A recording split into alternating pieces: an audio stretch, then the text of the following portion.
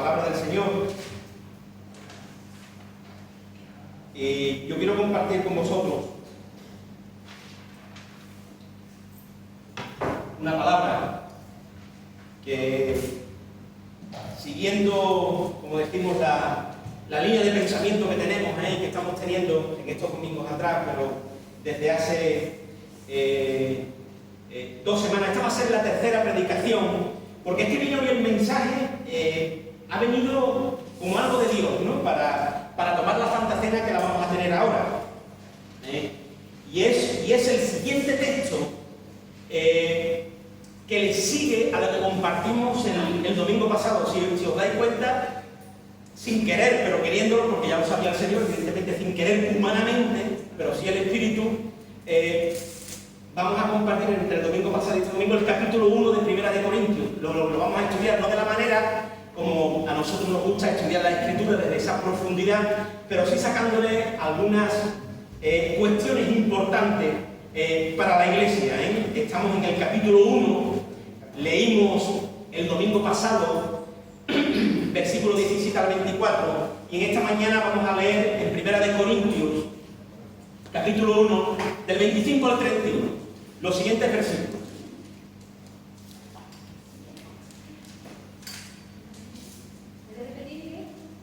Primera de Corintios, capítulo 1, verso 20, vamos a leer del 25 al 31.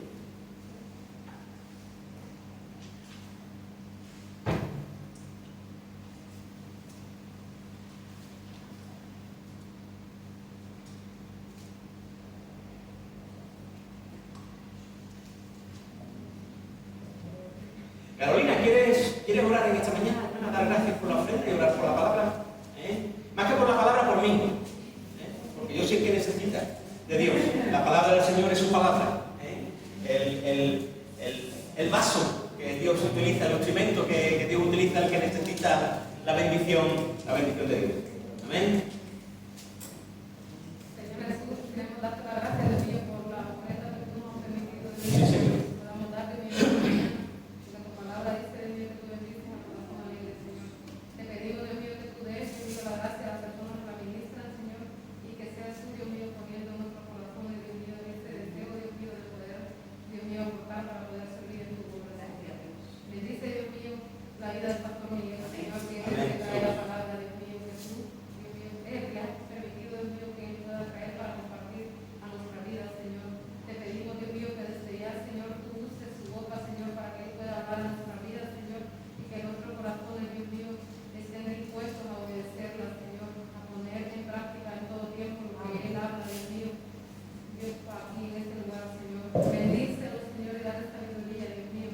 Yo te agradezco, Dios mío, por la bendición que es de tener al pastor Miguel en nuestra vida, Señor, y que día a día podemos aprender, Dios mío, de él en todo momento, Señor. Gracias por su vida, por su esposa y por toda su familia, Dios mío. En sus manos ponemos, Dios mío, todo lo que él va a compartir, Señor, que la bendición, Dios mío, sea rozando nuestros corazones. Gracias por todo, en el nombre de Jesús.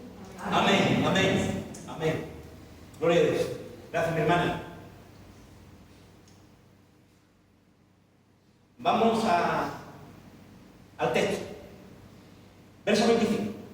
Dice, porque lo insensato de Dios es más sabio que los hombres, y lo débil de Dios es más fuerte que los hombres.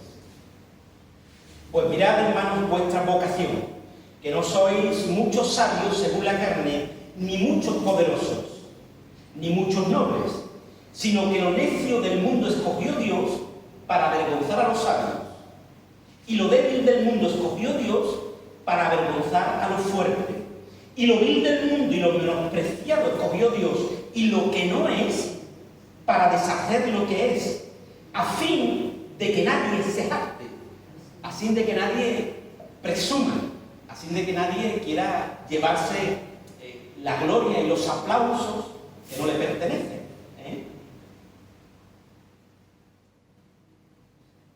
A fin de que nadie se jacte en su presencia, es decir, en la presencia del Señor. Dice, más por Él, y aquí meditaremos detenidamente, pero más por Él estáis vosotros en Cristo Jesús, el cual nos ha sido hecho por Dios sabiduría, justificación, santificación y redención, para que, como está escrito, el que se glorie, glóriese en el Señor. Amén.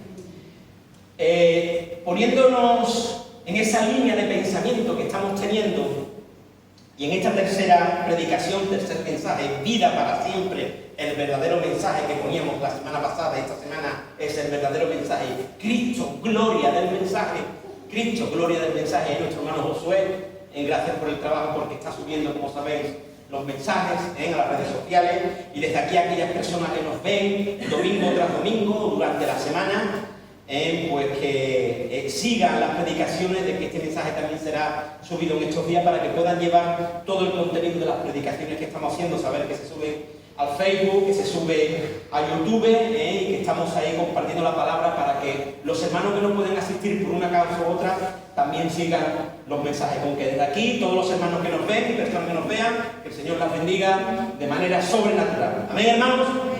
Hermanos, sabéis que la semana pasada estuve compartiendo en los versículos anteriores con referencia a lo que Pablo le estaba compartiendo a la iglesia de Corintios de manera muy especial, haciendo énfasis en la iglesia que él está escribiendo. Y él está escribiendo a la iglesia desde este primer capítulo, a partir del saludo que da en los primeros versículos. Siempre se habla de esos versículos que están ahí y se han hablado de las divisiones en la iglesia, que Pablo ya menciona en este primer capítulo. Pero esas divisiones eran, como compartíamos el domingo pasado, por un malentendido que desde una perspectiva conceptual le daban al mensaje del Evangelio, al mensaje de la cruz. Ellos querían ver el mensaje como algo de sabiduría, como algo de elocuencia. Querían exaltar la elocuencia, la oratoria, el modelo. No exaltaban el contenido, sino exaltaban lo exterior, el plato antes que el contenido. Habíamos hablado y hablamos sobre los dioses, sobre el contexto griego que tenía la ciudad de Corintio. Era una ciudad griega en el sur de Grecia, donde tenían un contexto muy idolátrico por todos los dioses del Olimpo que ellos tenían. Y resaltamos a Zeus como uno de los primeros dioses, y a Afrodita, que tenía un templo que ya se sabe, y eso es algo que se conoce, incluso la tradición, dice que tenía un templo, Afrodita, la diosa del amor, dice con 1000 prostitutas, ¿no? Con 1000 prostitutas. Vivían de una manera muy... Daros cuenta de la forma del pensamiento que tenían, que cuando... había una frase que se decía, es curioso, ¿no? De que cuando había puertos muy principales, lo sabéis, ya el domingo pasado hablamos del puerto tan principal que había en la ciudad de Corinto, una ciudad que es muy famosa por su sistema financiero, economía, etcétera, porque tenía una gran apertura a lo que era el continente asiático y Europa, ¿no? Y por lo tanto, aquellos que iban, los marineros y aquellos que iban allí a tener una vida licenciosa, sexual, etcétera, decían, vamos a corintear, porque en aquella ciudad afloraban mucho los placeres de la carne. Ellos vivían en un contexto donde la filosofía y los placeres de la carne se daban mucho. Cuando se predica el Evangelio empiezan a haber grupos. Unos decían de que eran de Pablo, otros decían que eran de Apolo, otros decían que eran de Pedro y otros decían que eran de Cristo. Estuvimos compartiendo el domingo, no quiero ser largo con esto, pero quiero hacerte esta introducción. Por lo tanto, cuando ellos van y escuchan el mensaje, con ese conocimiento que ellos tenían de los dioses, de la cultura, de la filosofía, es allí donde empieza la filosofía, con los grandes filósofos, mentamos algunos el domingo pasado. ¿Qué ocurre? De que para ellos esa predicación era locura, era una insensatez, era algo absurdo. ¿Cuál era la oratoria? ¿Cuál era la sabiduría que había y que contenía el mensaje de la cruz? Por lo tanto, ellos van a rechazar ese mensaje céntrico, centrado en la cruz de Cristo. Lo van a rechazar. Dice que los judíos que lo escuchaban, para él era tropezadero. Y para los griegos, locura, insensatez. Porque para el judío decía, ¿cómo que el Mesías, aquel que viene a salvar al pueblo judío, aquel que es poderoso, sumamente poderoso, aquel que va a aplastar a todos nuestros enemigos, ¿cómo que muere en una cruz? Y en una cruz que para ellos, conociendo el Antiguo Testamento, era algo maldito. Por lo tanto, caían y tropezaban en el mensaje de la cruz.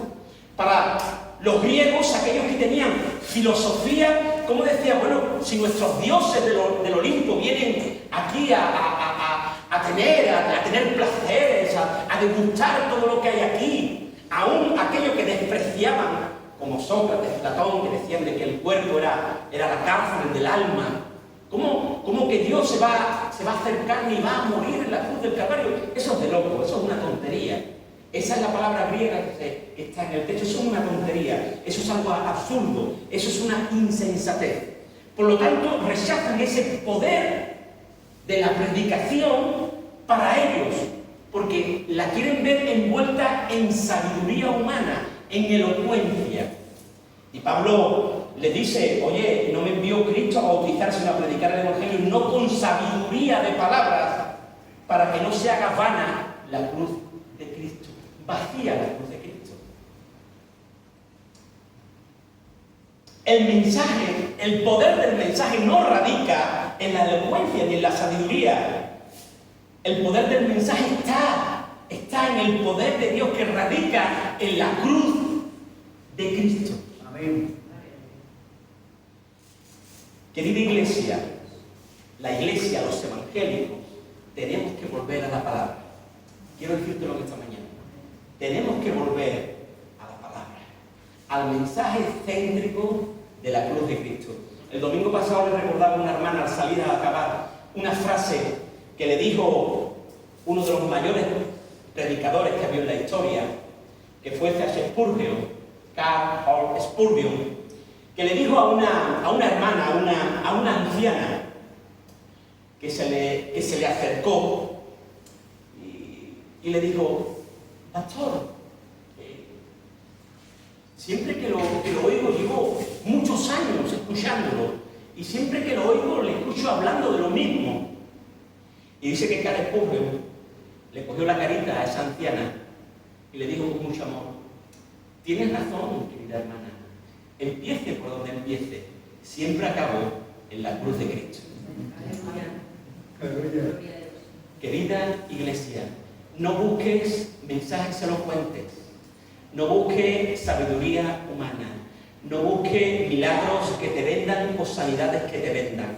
Busca la palabra de Dios y la cruz de Cristo. Los judíos pedían señales y los griegos pedían sabiduría cuando escuchaban el contenido. Decían, oye, esto es una locura. Pero el apóstol le va a decir, resumiendo, hermano, concluyendo esto que ya compartíamos la semana que viene, una vez más, y llevando esta línea de pensamiento, el apóstol Pablo, evidentemente inspirado por el Espíritu, porque es la palabra de Dios la que transmite el apóstol, le dice a la iglesia más o menos así, no miréis la elocuencia, no miréis la elocuencia, no miréis la sabiduría, no miréis las predicaciones sin contenido del mensaje de la cruz. No miréis al ungido de turno, no busquéis al profeta, ni deis lugar a los mensajes que solo adulan al hombre, que solo hablan de motivación, que venden los milagros y la sanidad y están vacíos del contenido de la cruz. Buscad los mensajes donde se hable de Cristo, de su muerte y resurrección. Bendito sea el Señor. Y esto es lo que va a decir Pablo, porque la iglesia estaba cayendo en eso. Y hoy en día lo podemos ver en uno y otro lugar. Y algunos de nosotros, la mayoría o la minoría, no lo sé, pero vamos buscando el mensaje en YouTube, en tal y cual, en turno que nos adulan los oídos. Que adulan los oídos, que levantan al hombre, que ensalzan al hombre, que motivan al hombre, que le dan libros de motivación y de psicología, pero tú miras el mensaje y está vacío de la cruz de Cristo. Porque como decía el domingo pasado, pocas veces nos gusta oír: si quieres ser mi discípulo, toma tu cruz, niégate a ti mismo y sígueme. Eso poco nos gusta escuchar. Nos gusta escuchar: eres un campeón, todo te va a ir bien, eres una super persona, eres maravillosa y Dios te bendice de manera, tú haz lo que tú creas, vive como tú quieras, deja los tiempos, pero tú eres maravilloso, eres un campeón y vas a tener mucho éxito. Que nos gustan esos mensajes. Esos mensajes son maravillosos. Pero los mensajes de la cruz de Cristo nos gustan poco. Y eso es lo que va a decir Pablo ahí. Está mirando la elocuencia, está mirando la erudición, está mirando la sabiduría, pero no está mirando el contenido de la cruz. Por eso, hermanos, aquí en el texto que ahora hemos leído, en esta mañana hemos leído, Pablo va a seguir compartiendo con los corintios. Evidentemente es una carta y hay que ser de que aún leamos las cosas, hermanos, cuando vamos y volvemos a leer, el Espíritu empieza a hablarnos de una manera totalmente distinta, diferente, te enriquece de una manera extraordinaria, ¿no? Y Pablo va a seguir con ese mismo pensamiento, pero lo que va a hacer es argumentar, dar razones a la iglesia del por qué él está diciendo lo que está diciendo, para que nadie venga a decirle: estás equivocado, no tienes argumento. No, él lo va a argumentar y va a hablar desde esta perspectiva. Verso 25: porque lo insensato de Dios es más sabio que los hombres, y lo débil de Dios es más fuerte que los hombres. Pues mirad, hermanos, prácticamente Pablo le está diciendo: escucha lo que el Señor quiere decirte. Escucha, Corintios, iglesia, lo que el Señor os quiere decir. Prestad atención. Vosotros habéis sido llamados, y es lo que está diciendo, vuestra vocación, que no sois muchos sabios, y muchos fuertes, y muchos poderosos, etc. Dice: vosotros, que estáis siendo llamados de parte del Señor, que habéis sido llamados, y entre vosotros no hay muchos sabios. Y se lo va a decir a la iglesia: entre vosotros no hay muchos sabios. Puede haber algunos, pero no hay muchos sabios. Ni poderosos, ni aún menos nobles. No se trata de vosotros, ni del que transmite el mensaje, sino que se trata del poder de Dios en la locura de la predicación. No se trata de vosotros, porque la gloria, en definitiva, es del Señor, porque toda la gloria es del Señor. Por eso Dios no escoge a sabios, ni a poderosos, ni a muchos nobles, sino escoge a gente sencilla, a gente humilde, para que transmita el mensaje, y en ese mensaje Dios muestre su poder. Porque si no, lo que hace el hombre que se ensalza porque soy poderoso, porque soy sabio o porque soy noble, y entonces la gloria se la lleva al hombre y no se la lleva a Dios. Por eso Dios escoge a gente sencilla, gente humilde, porque la gloria es de Él. Hay hermanos que quizás este texto incluso ni les gusta. No, hombre, que no, sí, así lo dice el Señor, hombre. Somos gente humilde. Y hay incluso dentro hasta de los propios creyentes que hay cierta prepotencia, cierta vanidad. No, es que yo, no, es que no. Somos gente humilde, sencilla, que es el hombre, que es la gloria del hombre delante de la gloria de Dios. ¿Qué somos nosotros delante de la gloria del Señor? ¿Qué es el hombre? Daros cuenta, quiero que si tienen la Biblia, te fijen en el texto, porque te la voy a leer y la vas a entender mejor lo que dice el apóstol Pablo en una versión. Yo no la uso, sí la uso para un poquito, porque lo explica un poco mejor el texto. es un lenguaje más sencillo y es la Biblia, Dios habla hoy. Pero quiero que tú leas lo que estás diciendo ahí en tu Biblia y yo te lo voy a leer en esta versión, para que cojas el sentido, mucho mejor el sentido, ¿no? Desde el verso 26 dice, está ahí en el texto, Reina Valera, pero date cuenta de lo que dice esta versión y cómo lo dice. Dice, hermanos, ahí en tu Biblia dice, pues mirad, hermanos, vuestra vocación, aquí dice, hermanos, deben darse cuenta de que Dios los ha llamado a pesar de que pocos de ustedes son sabios según los criterios humanos. Y pocos de ustedes son gente con autoridad o pertenecientes a familias importantes. Y es que para avergonzar a los sabios, Dios ha escogido a los que el mundo tiene por tontos. Y para avergonzar a los fuertes, ha escogido a los que el mundo tiene por débiles.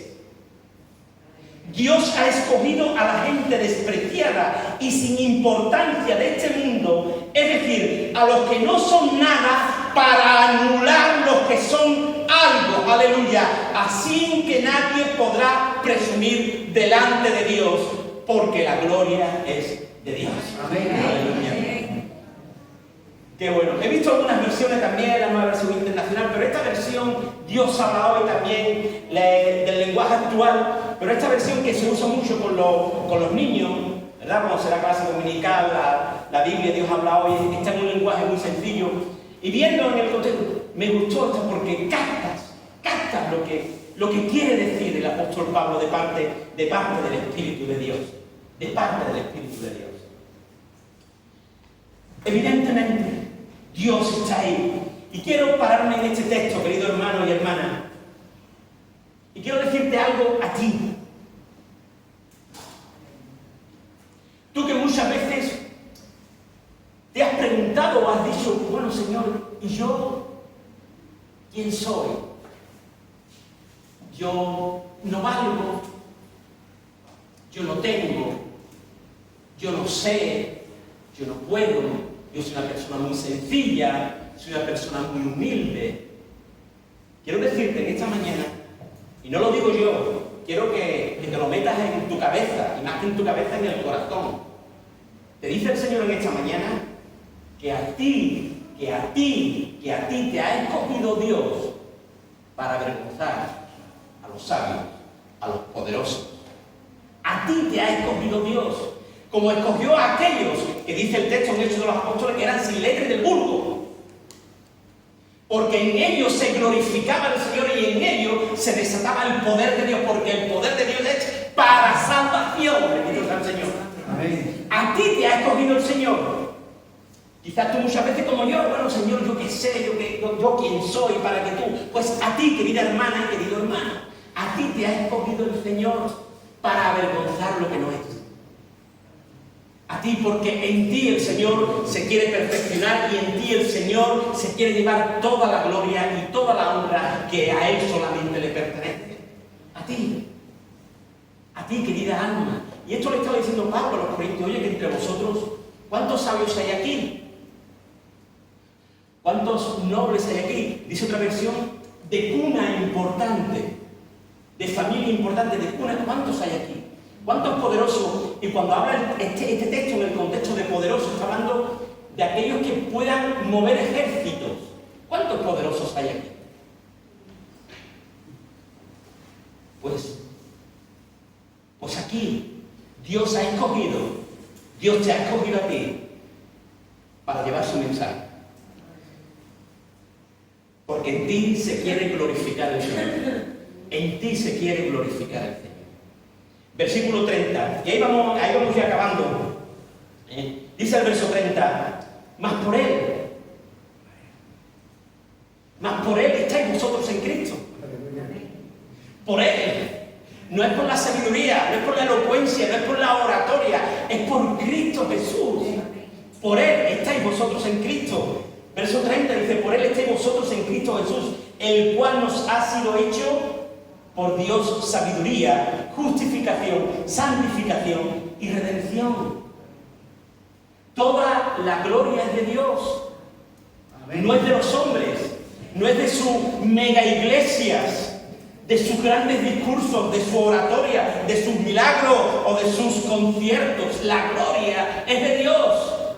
Porque por Él estáis en Cristo. ¿Quién os ha salvado? ¿Os ha salvado la sabiduría? ¿Os ha salvado la elocuencia? ¿Os ha salvado los dioses del Olimpo? ¿Los filósofos? ¿Quién os ha salvado? ¿El pastor os ha salvado? ¿Os ha salvado la iglesia? Ni aún la iglesia salva. Salva Cristo. Bendito sea el Señor. Y a Él sea toda la gloria. Toda la gloria. A Él sea toda la gloria. Él es el que salva. Por eso le va a decir ahí el apóstol Pablo, la gloria es de Dios, porque por Él estáis en Cristo. Por Él habéis sido justificados, santificados y redimidos. Y para mí, a mi limitación teológica, Pablo quiere dar ahí o explica ahí un poco lo que va a entender como sabiduría en Cristo Jesús. Y va a explicar la sabiduría de Dios en Cristo en 3 palabras, en 3 conceptos: justificación, santificación y redención. Vosotros habéis sido justificados, santificados y redimidos. Y hoy nos viene como anillo al dedo para tomar la Santa Cena esta mañana. De manera rápida. Justificación. Tú has sido justificada y justificado delante de Dios. ¿Y eso qué es lo que es? Aquello que lleváis tiempo lo sabéis, que habéis dado discipulado, etc. Pero os lo resumo. La justificación. Cuando tú hablas de justificación, estás hablando de un elemento que es un juicio. Ha sido justificado en un juicio. Y quiero decirte algo. En un juicio hay una serie de elementos. Está el juez, está el fiscal, está el abogado, pero está el condenado. Quiero decirte algo. Tú eras la condenada. Tú eras el condenado en ese juicio. Estábamos condenados. No es que Dios nos ha condenado, sino que por nuestra propia naturaleza estamos apartados de la gloria de Dios. Y estamos en ese juicio. No en el juicio final, evidentemente, sino la obra de Cristo. La obra de Cristo, el hecho de que Dios hace. Y tú no podías alcanzar misericordia, ni podías estar delante de la presencia de Dios, porque en tu naturaleza lo impedía. Porque tú eres un condenado, una condenada a muerte eterna. A muerte eterna, porque no tienes a Cristo en el corazón. Pero ¿qué hace el Señor? ¿Qué hace el Señor? El Señor en ese juicio, ahí está el fiscal, que podemos decir que es el diablo, que es el que te acusa continuamente, delante de día y de noche, delante del Señor, así lo habla Apocalipsis. Pero está el abogado. Primera de Juan, capítulo 2, habla que tenemos un abogado, que es Cristo Jesús, nuestra propiciación. La palabra propiciación viene de un verbo griego que es kafar, que es tapar, cubrir. Y dice que Cristo, el abogado, cubre, tapa, quita nuestros pecados. Por lo tanto, ¿qué es lo que hace Jesús en ese juicio? Dice: papá, al juez, ¿necesitas un condenado? Yo me hago pecado por esta condenada a muerte. Yo me hago condenado por este pecado. Yo pago la pena capital de muerte, yo la voy a cubrir. Y dice Dios: tú, bien, perdonado, justificado, porque Cristo paga nuestros pecados en la cruz del Calvario. Somos perdonados, nuestro pecado es quitado y Él se hace pecado. Segunda de Corintios, capítulo 5, versículo 21, que dice: al que no conoció pecado, por nosotros lo hizo pecado, para que nosotros fuésemos hechos justicia de Dios en Él. Cristo, que hace pecado, carga con nuestros pecados y nosotros somos absueltos, perdonados, justificados delante de Dios. Bendito sea el Señor. Pero no solo eso, que ahora tú eres santificado cuando tú vienes a Cristo. Cristo hace fin y envía de su Espíritu para que tú tengas comunión con Él, para que tú seas tabernáculo, para que tú seas habitación, templo de su Espíritu Santo, para que tú empieces a vivir una vida plena, llena, y puedas tener poder para hacer su voluntad y agradarle a Él en todos los aspectos. Porque el ser humano no puede. Pero ahora Él te santifica, y te santifica desde una perspectiva progresiva. Cada día tú vas conociendo más, tú vas madurando más, tú vas creciendo. Y eso gracias a la santificación por el Espíritu Santo. Tú empiezas a tener comunión íntima con el Señor a través de su Espíritu. Bendito sea el Señor. Pero no tan solo eso, que dice que también te redime justificación, santificación, remisión, ¿verdad? Redención, como está escrito, el que se gloria, glóriese en el Señor. Redención, el Señor te ha redimido. Y dice que la palabra redención significa liberación, rescate, compra, pagar un rescate. Dios en Cristo nos compra con su sangre. Gloria a Dios. Dios en Cristo nos compra con su sangre. Y quiero decirte algo, ya tú no eres tuyo. Ya tú no te perteneces a ti. Ya tú le perteneces a Dios, que te compró y pagó un precio por ti, que es la sangre del Cordero de Dios. Aleluya. Ese pantalón no es mío. ¿De quién es? Tuyo. ¿Por qué? Te lo compraste. Tú eres la dueña. Tú eres el dueño. Por lo tanto, ya tú no le perteneces a nadie, ni aun a ti misma. Ya tú eres de Cristo, que te compró con su sangre. Te ha redimido, te ha libertado, te ha rescatado. Amén. Dios en Cristo nos compra con su sangre y nos liberta de la esclavitud del pecado, del poder de las tinieblas, del miedo a la muerte, de las clases de errores. Pero esta redención, quiero decirte algo, esta palabra redención no abarca solamente ese momento, sino que la obra de redención abarca todo lo que es la obra suprema y soberana de la obra del Calvario, antes de la fundación del mundo y después de todos los tiempos, abarca la obra de la redención. Porque la redención tuya comienza un día desde una perspectiva, aquí en estos momentos, cuando tú eres redimido por Cristo, pero no acaba hasta que tú no llegues a la presencia de Dios y tú seas glorificada y glorificado, porque también la redención es glorificación, bendito sea el Señor.